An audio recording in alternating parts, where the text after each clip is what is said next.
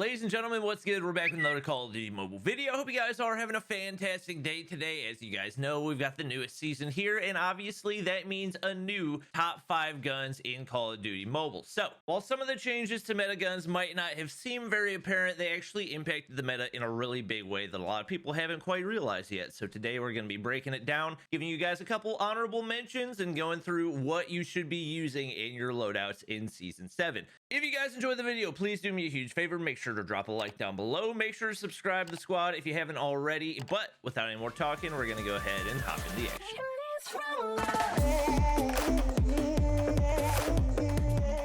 So obviously, coming into the start, we do have our honorable mentions. The top 2 that are not quite good enough to make it into the top 5, but definitely still viable if you know how to use them correctly. First one I'm going to put in here is the M67 AMAG. So obviously, I made a video about this a little while ago about how it's actually really strong, the best DMR type weapon in the game, and can 2-tap from absolutely ridiculous range. The only reason I don't have this in the top 5 is simply because of how difficult it is to use, because yes, it has the potential to have by far the fastest time to kill at long range of any weapon in the game, but it is difficult to consistently hit the shots that you need to be hitting in those specific lethal zones, especially at a long range on a moving target. It is a weapon that we've started to see used a little bit more in the competitive scene. I was actually surprised. I casted the EU finals for Mobile Mayhem, and there are actually a decent number of players actually using it. So I know that it is competitively viable, but it takes a lot of practice to actually master, and it's definitely not the weapon for everybody.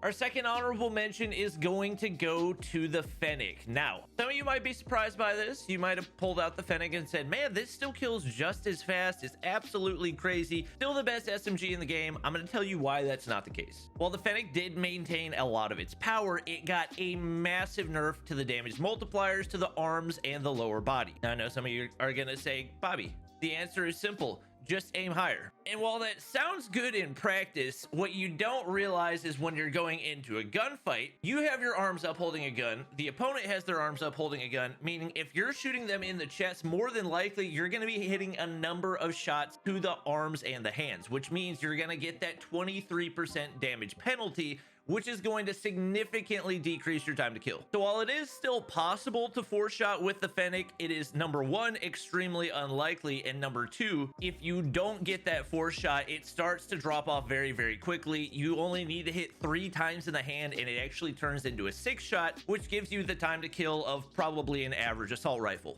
At the highest level, time to kill is all about consistency, and you're just not going to find that with the Fennec. So it has the potential to still be really good, but it's just extremely risky in the current nerfs that it has. Coming in at number 5, we got a gun that a lot of people... Yes? Hello? Coming in at number 5, we got a gun that a lot of people probably expected to be higher up on this list. A lot of people actually think it's the number 1 gun in the game, and it's definitely really good, but it's going to be the ASVAL. So we're going to go through a couple reasons why the ASVAL is definitely viable in the meta, but not top tier for a couple different reasons. You can definitely make the argument that the ASVAL is the best assault rifle in the game right now. It's very consistent at every range that you're going to use it. Definitely has above average time to kill, but it's not going to have top tier time to kill in any of those ranges. And the main thing is, if you're going to go for an all-around gun, our number 4 on the list is actually going to be a better option because it gives you a little bit more versatility. As you can see right here, the ASVAL not really going to have any type of significant advantage in time to kill over the MX9 or the QQ9 up close. Now, obviously in the longer ranges, there are some better options that you can use there as well. So while it is definitely comparable to the 2, and it has the potential to have higher time to kill, as you can see, there's options where you can get 225 milliseconds time to kill, 240. MX9 and QQ9 are still going to outgun it all the way out to about 15 meters. And even then, it's a little bit iffy and gets a lot of damage drop off after 20 meters as well. Surprisingly enough, the MX9 and QQ9 actually going to kill faster than the ASVAL at 30 meters and above too, which means it's not really a true assault rifle. Pretty much an SMG in the assault rifle category. On top of that, the mobility and the ADS time on the ASVAL not going to be as fast as it is for an SMG. The extended mag is pretty much mandatory as well, so that's an automatic used up slot in order to make sure that you have enough bullets to take the gunfights that you need to. So while the ASVAL is definitely fun to use, definitely can't put it above number 5 on my list. Coming in at number 4, we have the best all-around gun in the game, and what I would argue is the easiest gun to use. This is going to be your go-to gun if you're new to Call of Duty Mobile and still trying to figure things out, but there's pro players that absolutely make it work as well. That's going to be the PP19. Most people won't be too surprised to see this here. Obviously, it didn't get any type of a nerf over the past season. It's been at the top since it arrived in the game, and despite the pretty significant nerf that it already got, it's still incredibly viable because it is the combination of an assault rifle, an SMG, and an LMG into one gun. The PP19 has basically no recoil, so pretty much anybody can use it. It has 64 bullets, so whether you're pre-firing or just bad at aiming, the odds of you running out of bullets in a gunfight is not very likely, and you have the ability to take multiple gunfights at one time. You could potentially make the argument that this is actually the best gun in the game. The only reason I don't have it higher is because the time to kill is not top tier in any one category, but just because it is so good in so many situations. The mobility, the ability to control recoil, and above average time to kill, at least at most ranges. It's going to drop off a lot in the long range, especially if you have the large caliber attached, which makes it a lot more viable in the close range. That's a little bit of a trade-off you got to decide on, but the PP19, without a doubt, still a top 5 gun and incredibly useful in so many different situations. If there's one gun you're going to use on any respawn map, doesn't matter what it is, I would say stick with the PP19.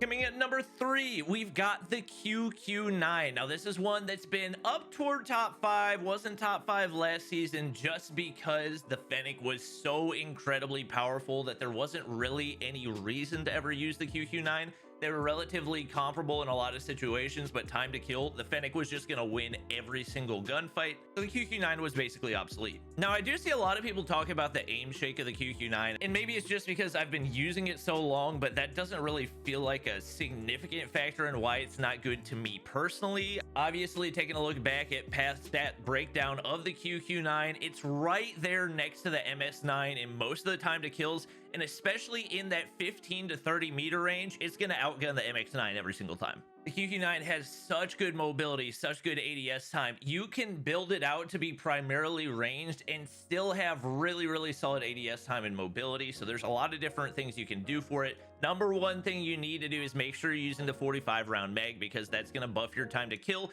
even if it's not going to seem like it, because looking at the 30 round, you're like, oh, increased damage, that's nice. But it's not the type of increased damage that's going to change your time to kill, and it also lowers the fire interval, which means actually slower time to kill at most ranges. The aim shake that a lot of people talk about and the difficulty of use is the only reason that I really have it at the number 3 spot. But honestly, I feel like right now this gun is incredibly underrated, and I think we're going to start to see it more and more throughout this ranked season.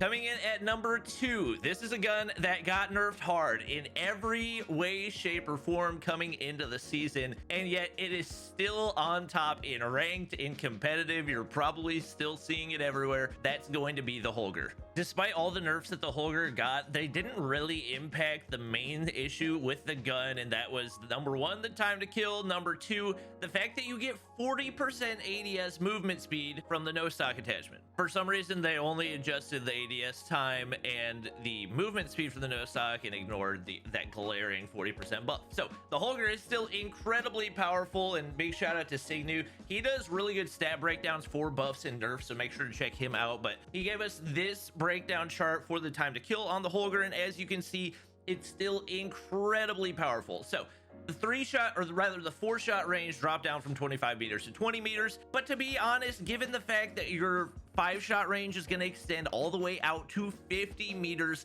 Holger is no question still the best AR/LMG in the game. They actually gave a number of buffs to those magazine conversions, so if you want to build it out with a 35 round or a 30 round magazine, those actually got even better after the update. Now, if you watch a lot of competitive, you're probably still going to see a lot of people running the 100 round Holger, and that's primarily because most of the buffs and nerfs didn't really affect it all that much. As long as you still got that 40% ADS movement speed attachment for the Holger, even on 100 rounds where you're moving relatively slowly, it's still going to be incredibly powerful for so many situations. The fact that your base mag is going to have 100 bullets, you don't even have to use an attachment slot to get that, just gives you so much versatility. So if you don't have the legendary, or rather mythic Holger, and you want to use a red dot, you don't really have to worry about missing out on a major attachment. This gun is still king of the long range and is going to be the go-to for the majority of players throughout the rest of the season.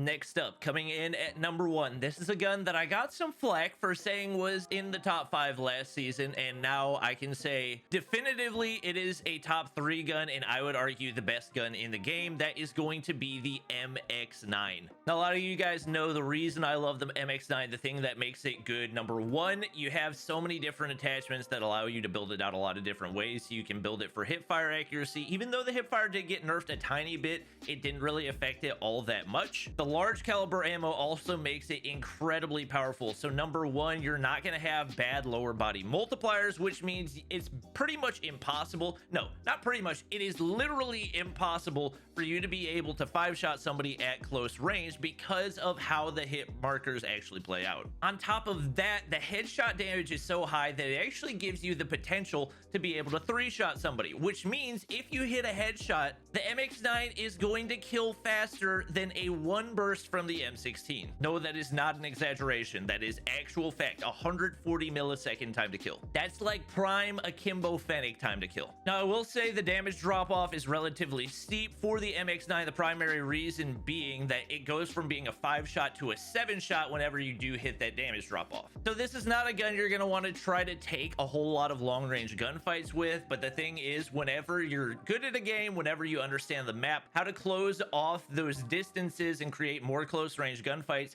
you can make it so that 90% of your gunfights are going to be in that prime range anyway, and that's where the MX9 is going to dominate. I've already seen this gun begin to take over in ranked. It's started to show up a lot more in the competitive scene as well. I've got a feeling we're going to see it more and more and more as the season goes on. I would not consider this to be a broken gun. I think it is well balanced because of the damage drop off that you have, and it does take a lot of skill in order to be able to consistently hit 3 shots. But if you can make it happen, your opponent's probably going to be dead before he even realizes that you've slid the corner. If you guys think I missed any guns on this list, be sure to let me know in the comments down below. Hope you guys did enjoy. If this was helpful, make sure to drop a like, and we'll see you guys in the next one.